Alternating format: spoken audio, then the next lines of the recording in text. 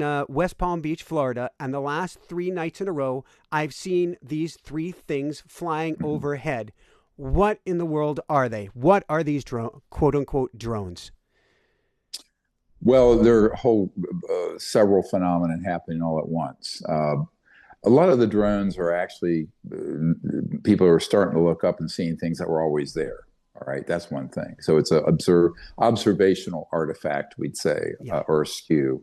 But the ones that really are the drones, that there are these flurries of them, those have been released in anticipation of a team of people that I've been working with for about 20 months, coming forward from 6 different black sites in the United States that deal with UFOs and extraterrestrial craft, or NHI, non-human intelligence.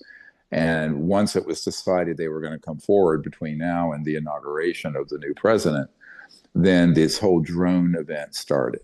Now, why? Because it's causing a lot of consternation and confusion.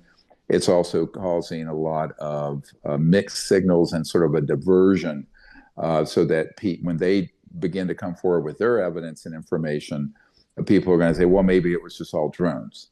Now, what are the drones doing? Yes. I just had here with me they left an hour ago, a contractor who has been tasked with looking into this.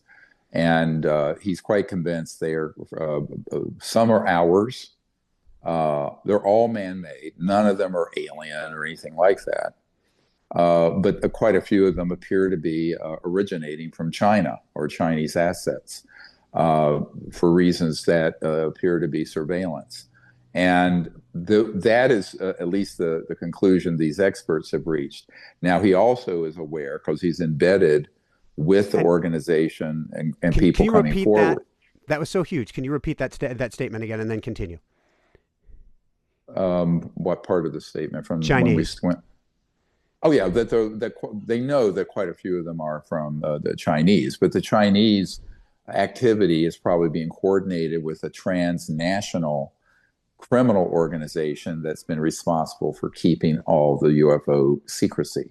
So in other words, here's the mistake everyone makes here in Washington, where I am right now, and everyone listening. We all look at a map of the world and we see a boundary between Canada and the United States, or China and Russia. The organization that's working at the level that we're talking, they don't care about that. And they have assets that are derived from many, many countries. It's like a United Nations of illegal covert programs. Yeah. Now, that goes back, we know, to the 1960s. And I can tell you a story about that in a little while. It's in our disclosure files at our archive. But as soon as this group decided they were going to set a date to come forward, and remember, I've been at two of the chief black sites out in the Western Desert in a helicopter with the main guy who's coming forward and defecting.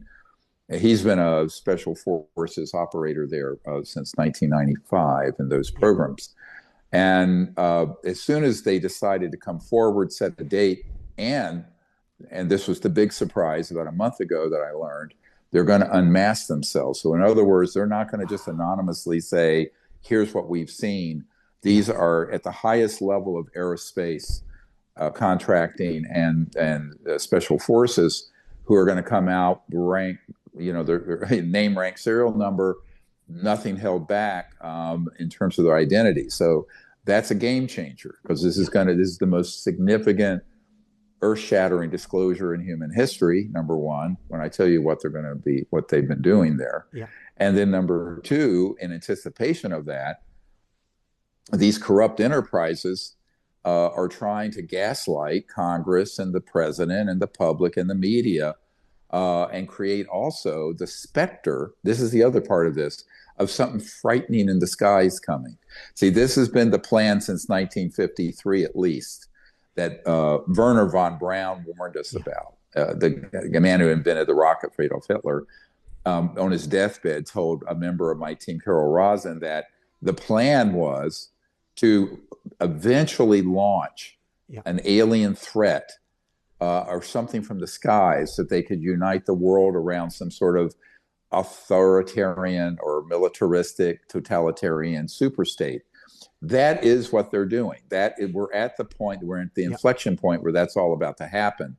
And so they're trying to set up a lot of diversionary tactics as well as things that are frightening people because they manipulate people through fear and people not knowing. So you go up, I'm up here all the time up at Capitol Hill, Yep. and you're talking to members of the Senate, Intelligence Committee, or House, or whoever, or the incoming administration, the people I'm dealing with the incoming administration. By the way, I'm totally nonpartisan. I have to deal with whoever gets elected president of the United States. The point I'm making is that none of them know what's going on, but there's a lot of confusion and fear about it.